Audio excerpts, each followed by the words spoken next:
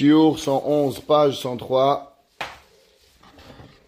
On avait terminé la page en disant comme quoi Kol mi she'ohev et chavero, tout celui qui aime son ami, yev shalo lisbol sheyera makim et chavero. Un homme qui aime son ami ne pourra pas supporter comme quoi on va frapper son ami, on va l'insulter, son père ou sa mère. Gam mi she'ohev ou shemo itbarach. Ainsi celui qui aime Hashem, lo yuchal lisbol velirot shechalu oto chaz vechaila veshavu al mitzvotav.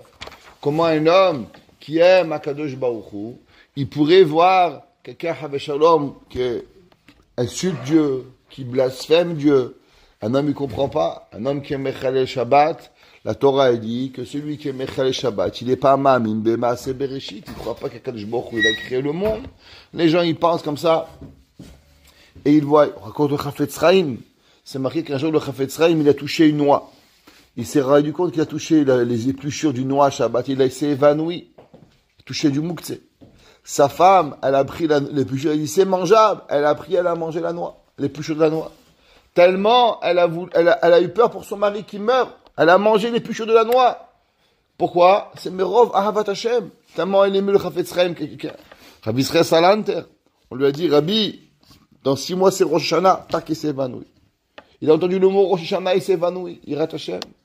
La personne, quand un homme il aime Akadosh Baruch Hu, alors il n'a pas envie qu'Akadosh Baruch Hu il soit comme ça. Ve'u ma she'amar Shlomo, ozve Torah, ceux qui abandonnent la Torah, yahalelu rasha. Tu sais qui louange les mécréants? Eh ben, c'est les gens qui sont des Rechaim. Regarde les gens, lo alenu velo alechem aujourd'hui. Ah, faut accepter tout le monde. Faut accepter les homos, faut accepter les LGBT, UZVB, je sais même pas quoi. Quand ils sont à 350 lettres, c'est pas grave. Qu'est-ce que vous faites? Vous êtes de fous, quoi? Qu'est-ce qui arrive? Comment ça commence? Il dit Shlomo HaMelech. Là, il a déjà averti le journal Shlomo HaMelech il y a 3000 ans. Ozeve Torah. Quelqu'un qui peut être capable d'être Mehalel Racha, il y a seulement une seule chose qui s'appelle un Ozev Torah. On peut parler, pas trouver du mal, mais le louanger, chas v'shalom. L'homme, il n'a pas le droit. L'homme, il peut trouver un kav zechut à la personne, pas au maaseh. Un homme, il a tué. Tu peux dire, peut-être qu'il était énervé, mais il a tué. Tu peux trouver du kav zechut sur la personne, mais pas sur le maaseh gneva. Le maaseh gneva, il a été fait. Le Maaseh Chilou Shabbat, il a été fait. Tu peux dire peut-être qu'il a oublié que c'était Shabbat. Mais il était Mechash. Tu dis pas non, le pauvre, il a pas fumé. Il a mangé du popcorn. Non, il a fumé. Seulement, peut-être qu'il savait pas. Peut-être qu'il pensait que c'était dimanche. Peut-être qu'il pensait que c'était permis. Mais on n'a jamais trouvé que le Kav Zechut, il faut que la personne, elle oublie Akadosh Baruch Hu. Si tu trouves Kav Zechut, ton copain, trouve Kav Zechut sur Akadosh Baruch Hu aussi. Veshomre Torah, itgarubam. Shlomo HaMelech, il écrit dans Mishleh, et ceux qui étudient la Torah, alors automatiquement, ils vont se fâcher avec eux. On répète, Kav Zechut existe sur la personne, mais l'action, elle est faite. Ki otam sheme'alelim rasha berishato. Ceux qui disent, ah, ça va, c'est pas grave, faut pardonner. Que pardonner? De quoi tu parles? 104. Velo yochichu al panav mumo, et ils vont pas aller devant lui, devant sa parole, devant lui-même, et ils vont lui expliquer son défaut. Inehem ozve Torah. Ces gens-là, ils ont abandonné la Torah. Umanichim ota shitchalel chaz vechalila. Que malheureusement, ils vont permettre à ce que eux, ils vont blasphémer la Torah, chaz vechalom. Tout ça, c'est à cause de quoi? Tout ça, c'est à cause, comme on a vu hier, qu'il y a des gens qui font des choses et on les laisse faire sur le nom de la Torah. Il y a des gens, il y a des femmes, il y a des hommes qui se permettent de tout, de mentir, de voler. Après, ah, j'ai un problème, faut m'aider. Il y a un problème, tu débrouilles tout seul. Rentre pas dans tes problèmes. Qu'est-ce que tellement il rentre dans ses problèmes? T'arrives, tu fais ce que tu veux, après un bon jour tu viens et tu vas demander au rabbin de t'aider, madame. Monsieur, remets les pieds sur terre un petit peu. On va voir. Ar Shomrea. Amit chazkim l'achzika, ceux qui gardent la Torah, qui se renforcent à Torah, vadaï shit garubam, c'est sûr qu'ils vont se battre, velo yuchlulit apek ou l'acharish. Ils vont pas pouvoir se retenir et se taire. Comment on va laisser quelqu'un, il va venir, il va parler du mal de mon père, ma mère, mon frère, ma soeur, mes enfants, je veux lui manger sa tête. Non, Kadosh Baruch Hu Boré Olam, Akama Vekama, le créateur de l'univers. Comment on peut laisser faire des choses pareilles?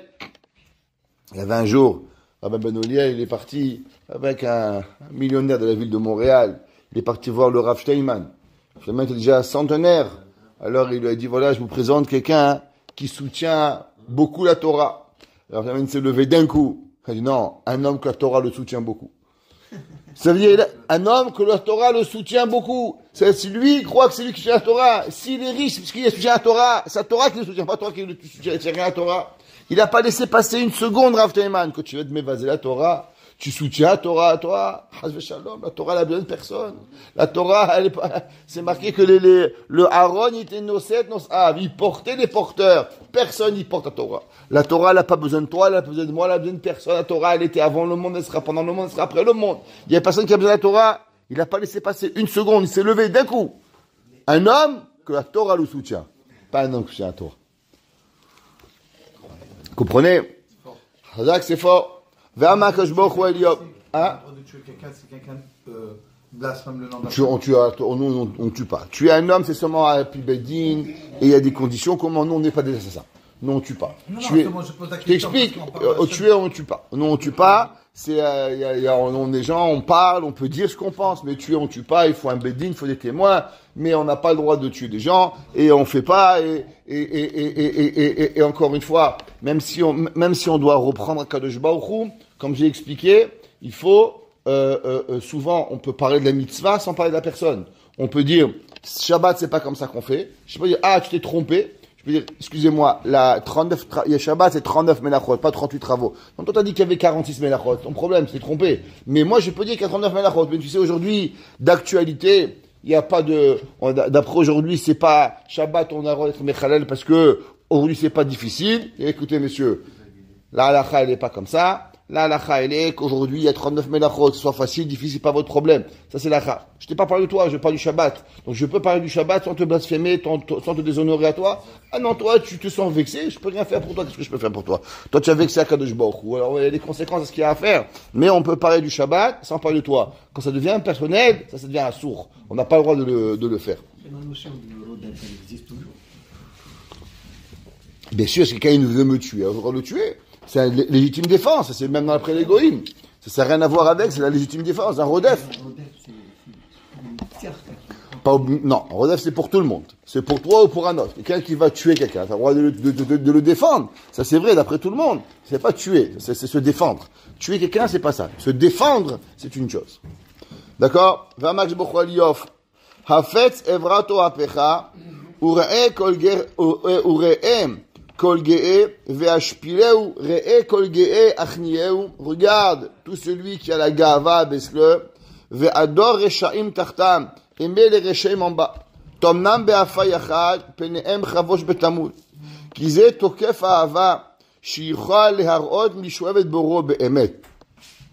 Parce que, ve'omer oave Hashem, sinura. Il dit le Ramchal, comment une personne, elle aime vraiment Hashem? Comment une personne elle aime vraiment Hachem? Oave Hachem, Sinura. David Amelech, il a écrit, combien tu aimes le mal? Un homme qui aime le mal, il n'aime pas Hachem.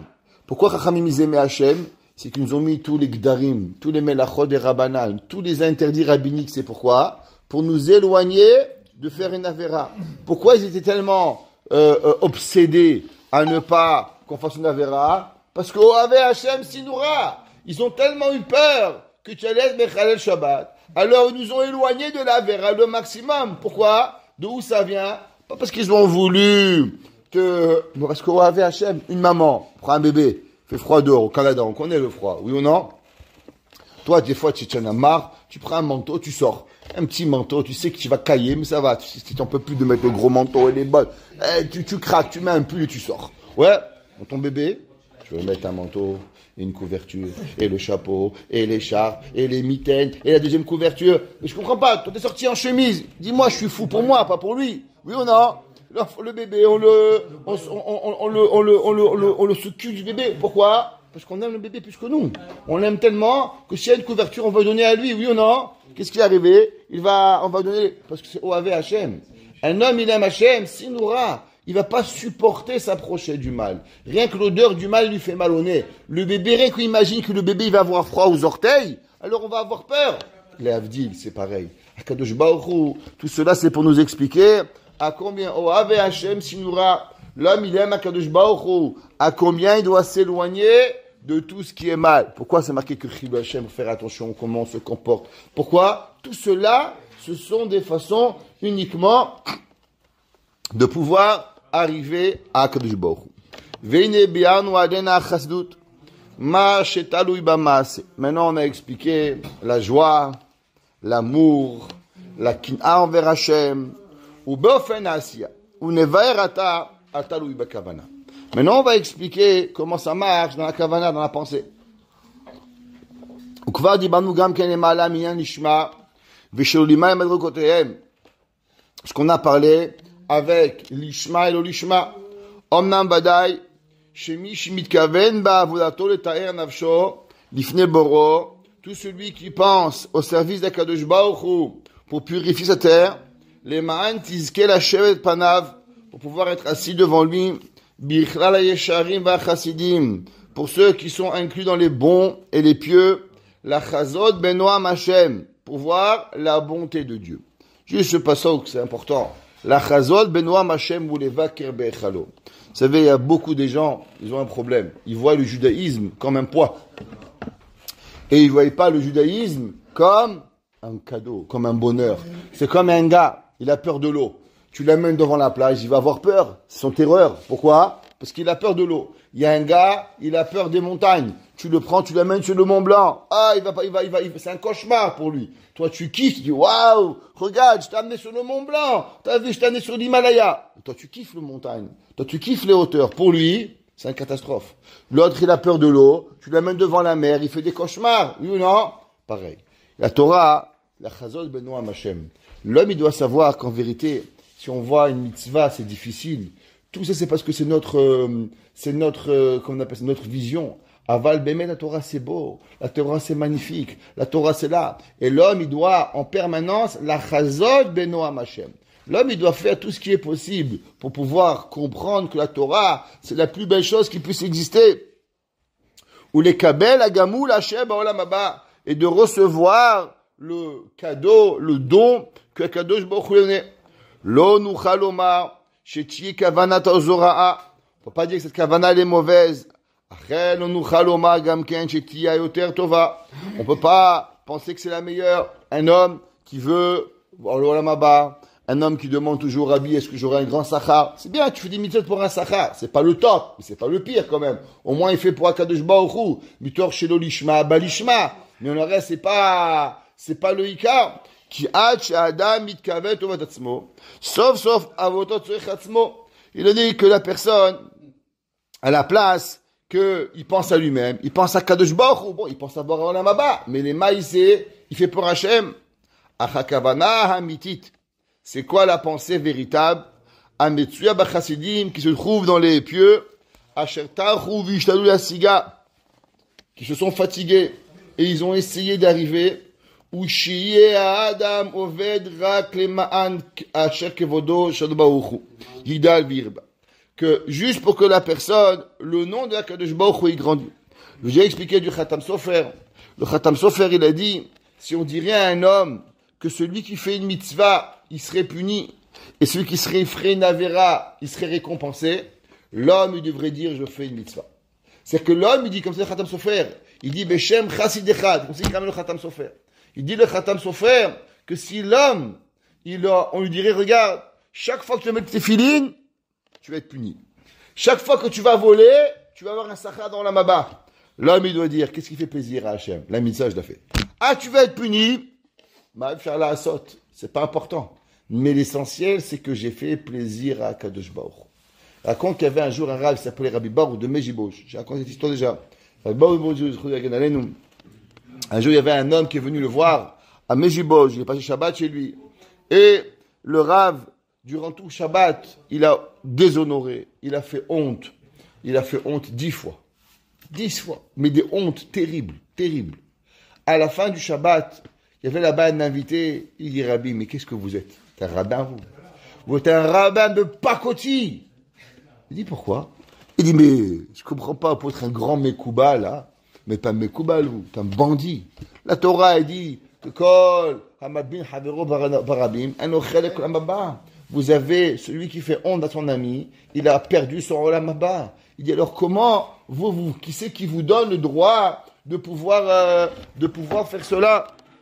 Et Rabbi Baou de Mejiboj, il lui a dit, c'est ça la différence entre toi et moi.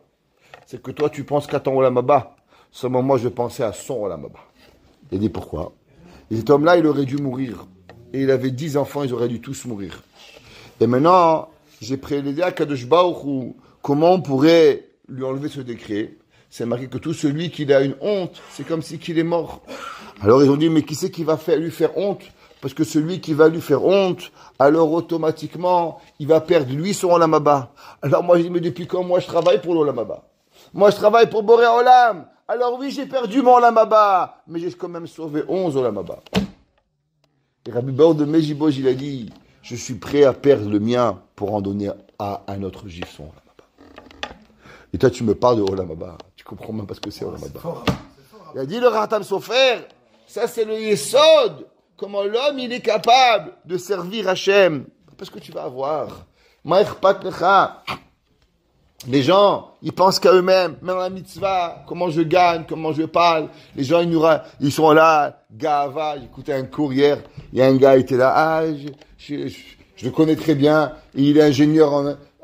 c'est la première fois, je fais un cours sur ordinateur, je connais pas trop. Je dis, mais à combien les gens, ils veulent nous prendre pour des ânes?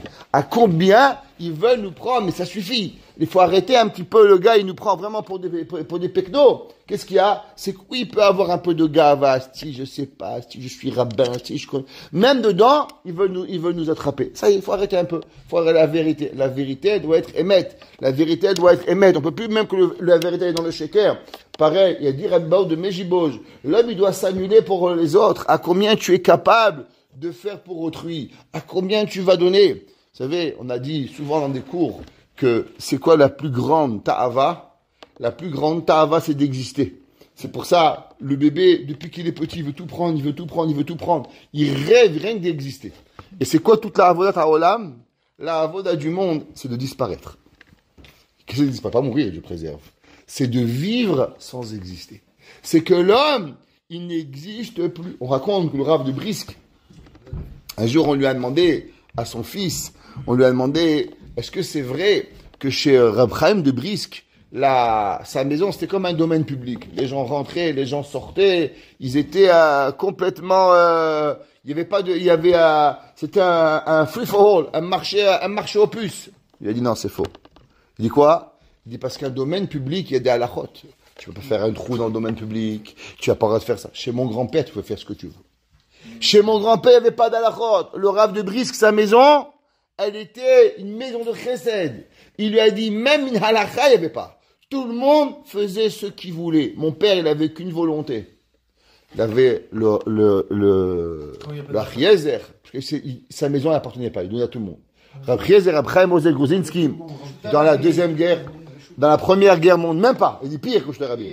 La première guerre mondiale, il y avait une place où tout le monde est allé, c'était à Vilna. Tous les yeshivot sont allés à Vilna, et là-bas, il y avait Raphaël Moshe Gruzinski. Et Raphaël Moshe Gruzinski, il avait été le gars de la d'or, et il s'est occupé de tout le monde. Et un jour, il a dit à sa femme, regarde chérie, je te donne un yesod. Avant que tu rentres dans le lit, assure-toi que c'est moi qui dors. Il dit pourquoi? Il dit parce que maintenant, même notre lit, on va le donner aux gens. Parce qu'il y a trop de pauvres. Il dit, ne crois jamais que c'est moi qui dors dans le lit. Avant de dormir dans le lit, pas surveiller que c'est bien moi qui dors, c'est pas mon lit, je l'ai pas prêté à quelqu'un d'autre. C'est-à-dire qu'il y a des gens qui ont décidé qu'il n'y avait plus rien à eux. Plus rien, même leur lit, même leur pyjama, Atkan. Ils ont donné. Ça, c'est une personne qui a appris à vivre pour l'autre. C'est une personne qui a appris à vivre pour Akadosh Baruch Hu. Qu'il a compris qu'en vérité, le Yesoda Yesodot, Veikara Ikarim, c'est quoi? C'est de vivre pour Akadosh Baruch Hu. Les Ma'an, Kevodo, Shel Baruch Hu, Idal Veirbe. Comment Akadosh Baruch Hu, il va grandir? Comment Akadosh Baruch Hu, il va vivre? Mais les gens, l'essentiel, c'est que comment moi je vais grandir, comment moi je vais avoir, quel bracha on va me donner, quel kavod je vais recevoir, où je vais avoir. Et l'homme, il a tellement besoin de kavod, de d'honneur, c'est qu'à la fin, il se rend pas compte.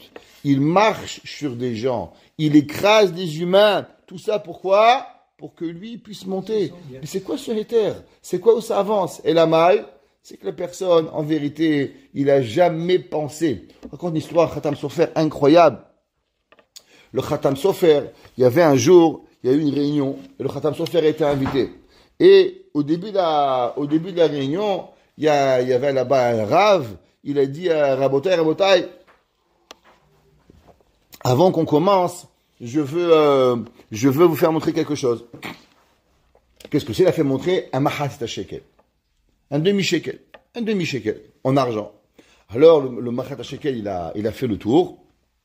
C'est une ségoula la hashirut. Celui qui peut acheter un jour un demi-shekel vrai de l'époque, faut savoir, c'est une ségoula la hashirut.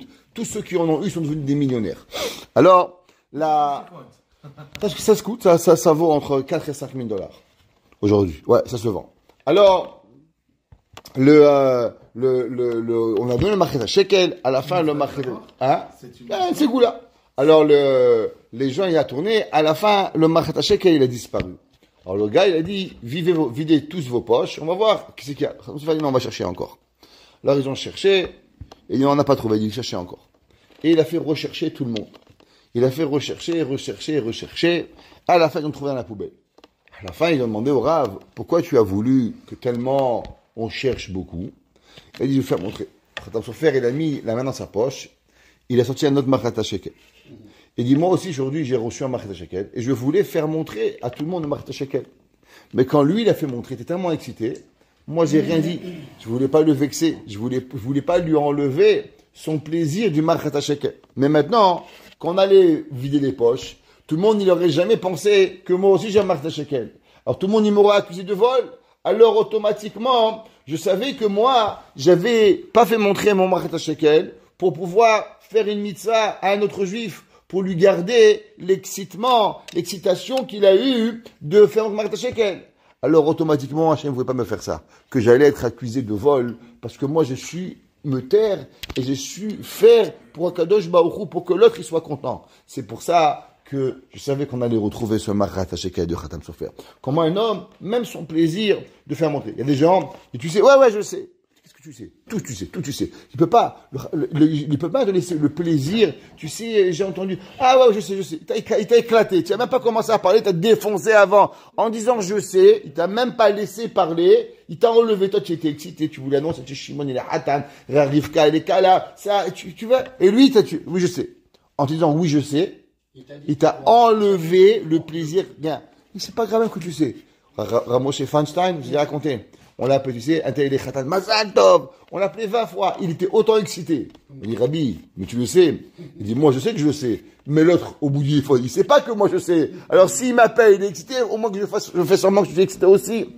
À combien les midotes? Ça, c'est une personne qui pense pas à lui.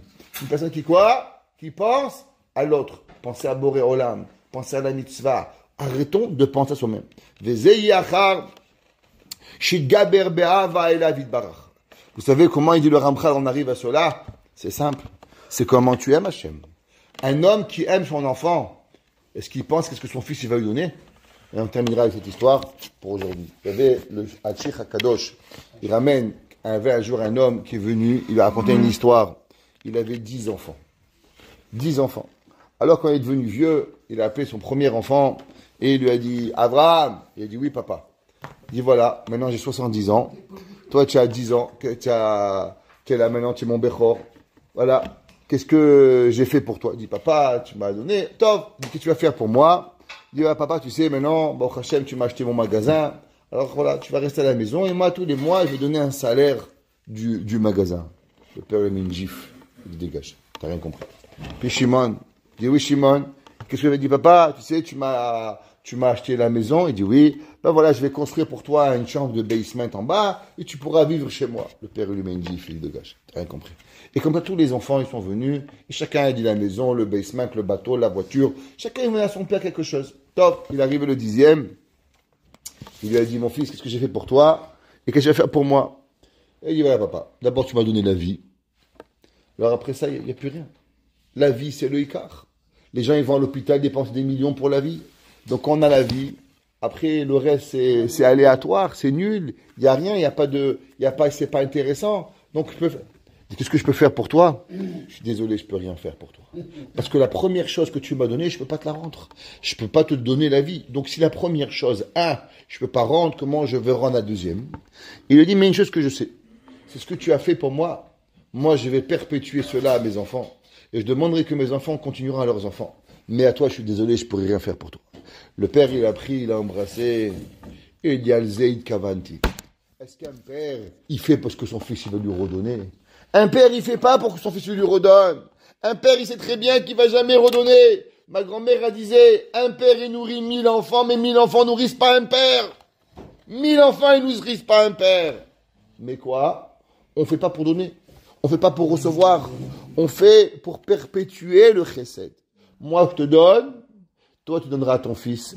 Et ton fils donnera à son fils. Ad netzach netzachim. Et alors, en vérité, qu'est-ce qu'on vient de créer? On vient de créer la ahava. On vient de créer une chaîne de bonté de netzach. Ça qu'on fait. Alors, pourquoi tu donnes? Tu sais très bien que tu vas jamais recevoir. Mais Miyamar qu'il faut donner pour recevoir. Il dit le Ramchal, tous ceux qui veulent recevoir, c'est parce qu'ils aiment pas. Ils s'aiment à soi-même. Mais si l'homme, il aime, alors il est capable de donner sans recevoir. Tu aimes Hachem, tu recevras rien d'Hachem. C'est pas grave, tu fais pour un cas de joie. Hachem va te rembourser, mais tu es capable de donner. Tu aimes ton fils, tu donnes sans même qu'il va te dire merci. Parce que les enfants diront jamais merci. Mais on espère juste une chose, que quand il sera papa, quand elle sera maman, alors elle va être capable aussi de conduire cette chaîne de chesed. Alors Zarez et Talou Ba'ava. Il dit le Ramchal, toute personne qui ont de la ga'ava, toute personne qui pense qu'à eux, vous savez qu'est-ce qu'ils ont? Ils ont un chisaron de Ahavat Hashem. Ils ont un manque d'amour pour Dieu. Parce que si tu aimais vraiment Akadosh Baruch Hu, alors tu ne penserais pas à toi. Tu penserais à qui? À Akadosh Baruch Hu. Baruch Hana Leolam. Amen ve Amen.